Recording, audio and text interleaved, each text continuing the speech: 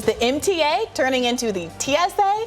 New York Governor Kathy Hochul says she's cracking down on crime, asking 750 members of the National Guard and 250 state and MTA police officials to be deployed to New York subway stations to inspect passengers' bags following increasing numbers of violent incidents across the system. Hochul announced the deployment of the National Guard as part of a 5-point plan to protect subway riders. She said, quote, "My 5-point plan will rid our subways of violent offenders and protect all commuters and transit workers. I am sending a message to all New Yorkers. I will not stop working to keep you safe and restore your peace of mind whenever you walk through those turnstiles." Here she is on the subway plan. You want to commit a crime? Go somewhere else, okay, not on our subways. So you're going to have the National Guard there, and they're going to search bags? Randomly. There is a statistical... What happens if you don't want your bag searched? Then go home. We're not going to search you. You can say no, but you're not taking the subway. How are you going to enforce that? I mean, it's hard to get people to pay the fare right now. You still have so many people evading fares. Well, guess where these individuals are positioned? Right near the turnstiles. So you want to look in the eye of a police officer or an MTA transit police or a National Guard and still skip the fare? Go ahead. The NYPD Transit Chief Michael M. Kemper said the number of arrests on the subway rose 45% this year. He went on to say property theft and pickpocketing are pushing crime rates up, specifically up 17.8% from 163 reported incidents last year to 192 this year. The MTA is also speeding up the installation of cameras inside subway cars and providing $20 million for mental health outreach.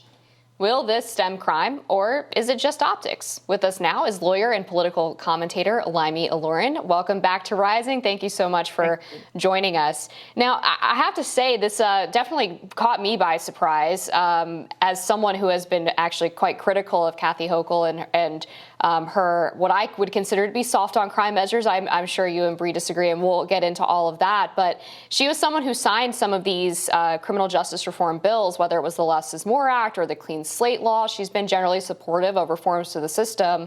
Now she's taking the complete opposite tact and actually going what I think is a little bit too far with the bag searches, but also sending in National Guardsmen and police. So are you surprised by this massive transformation seemingly in her approach to crime and the measures that she's been taking to supposedly secure the subway? I'm not surprised because this is a bad publicity stunt that's going to disproportionately affect New Yorkers of color. And I think it's interesting that you bring up her reform efforts because this action directly contradicts any ability to move forward there, right? She passed the Clean Slate Act, but who is going to be affected if you're going to ban New Yorkers with criminal records from using the subway? How are the people who are in the criminal system and have to make court dates going to make it there? And this is going to turn into a self-fulfilling prophecy. Because once people cannot use the subways, or people can't use the subways just because the amount of police there, the amount of congestion there, when people miss court dates, they're going to say, okay, we're going to send them to Rikers, and then they're going to use that to attack bail reform. And what I think is important about this is this has nothing to do with crime or stopping crime by Kathy Hochul's own admission. She says that the National Guard is being deployed to act as a psychological reinforcement for New Yorkers. In other words, she knows that New Yorkers don't feel safe. That's what she says. They don't feel safe. It's not about the National Guard actually preventing crime, just making New Yorkers feel safer, which begs the question, why don't they feel safe? And it's because of propaganda that she and Mayor Eric Adams have spread, because by their own admission, and Spectrum has reported on this, the comptroller, the actual numbers, is that crime has been down in the subways for years, and it remains at what it was. And Eric Adams himself tweeted yesterday that crime is down. And I think what's important here is even if you believed that crime was up, even if you believed that they needed to address it, they added 1,000 officers to the subways in 2022. And evidently, according to them, who are saying that the subways are still dangerous, that did not work. So how does hiring 1,000 additional cops and deploying the National Guard help? And importantly, she recently passed a congestion tax. So now you wanted to incentivize people to use public transportation. You're passing a congestion tax that will negatively impact commuters and New Yorkers. And now they can't use the subways without being held up by 1,000 cops and the National Guard. This is a horrible publicity stunt. Yeah, from a public relations perspective, I can imagine many people, I'm imagining Robbie, if he were sitting here right now, saying, yes, I think that crime in cities is a bad thing, but I know I hate the TSA. And I find that kind of infringement on my personal space, checking bags, looking through my personal things, to be deeply irritating. And it's bad enough that I have to do it, a handful of times a year when I take a flight. But to have to do so or be at risk of having my bag checked multiple times a day as I'm commuting just seems like really terrible optics. And on top of that, I want to ask you about this question about the National Guard. I really take your point that this is about perception of safety. There are 36,000 cops already in New York, and they're asking to add 750 National Guard members for a city with, 11 million people. This is a drop in the bucket. This is all about perception. But perception aside, I'm old enough to remember a huge liberal backlash against the idea that National Guard should be deployed in cities when Tom Cotton wrote about it in an op-ed in the New York Times back in 2020. What's changed? Nothing. The Democrats are doing it. Nothing has changed. The only thing that's changed is that Democrats are doing it. And it's going to cost us. It's going to cost us both in a federal election at the time where people are already disenchanted with the Democrats, as the voter base is really disenchanted and feels the only messaging that we've seen right now from the Democrats is that they're the lesser of two evils and that the Republicans are fascist and authoritarian. So how does it help us if in big major cities where we have Democrat administrations, we see them passing these kind of authoritarian police state policies? This is only going to hurt us.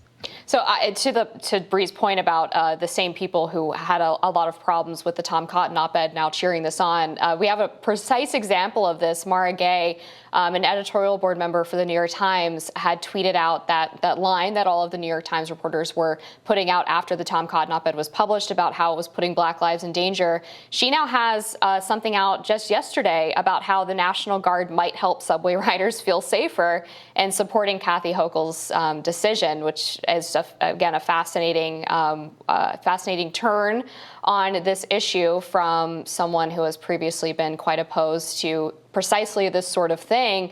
But I did want to push back a little bit on this idea that the subway is getting radically safer. I don't know that in this instance that the small reduction in crime rates year over year are really a encapsulation of this issue. A lot of riders are talking about the fact that they are accosted, harassed, basically dealing with encounters that are not necessarily crimes per se, but still contribute to this atmosphere of feeling unsafe. And then I would also add that when you basically create this system where you discourage people from either reporting, a lot of police are discouraging people from reporting incidents because they feel that the bail reform laws are just going to result in someone who engages in one of these crimes getting released quickly anyway. I mean, we saw this cellist who was attacked in the head with his metal water bottle. The perpetrator of that crime was immediately released on bail. So, I mean, when you factor in all of those issues, do you really think that riders are just kind of following propaganda? Or, I mean, it seems to me there's at least a legitimate reason for people to say that they feel unsafe on the subway. First of all, I never said that the subways have become radically safer. I said that crime is way down across the board and in the subways since about the 90s, and they've stayed and hovered around the same thing for maybe like the last 5 years. Second, there are millions of people that ride the subways every single day without incident. Not thousands, not hundreds, millions. So simply the chosen cases that are sensationalized by the New York Times, the Post, I think it's important that you bring them up because people tend to focus on places like the Post or Fox when they think of propaganda. But the New York Times plays a big role in that. And NYPD has never once ever encouraged people not to file police reports. There was a lot of constant misinformation and propaganda that is spread about bail reform. And what often happens is the media will sensationalize that, and it will sensationalize NYPD's lies. But when that's debunked, we don't see any coverage on that. It's no different than just the other day when they said the migrants attacked NYPD officers, and they showed edited footage of body camera footage. And when it came out that the migrants were attacked first, and the migrants had their cases dismissed and sealed, no mention of that. So this is a concerted effort to support different arms of the state, right? Because once you attack bail reform, you pass policies like kicking homeless people out of the subways, you increase criminal penalties, you do all of these things, and then you also spread misinformation around bail reform, then people are going to support this and people are going to feel afraid. But I want to say this.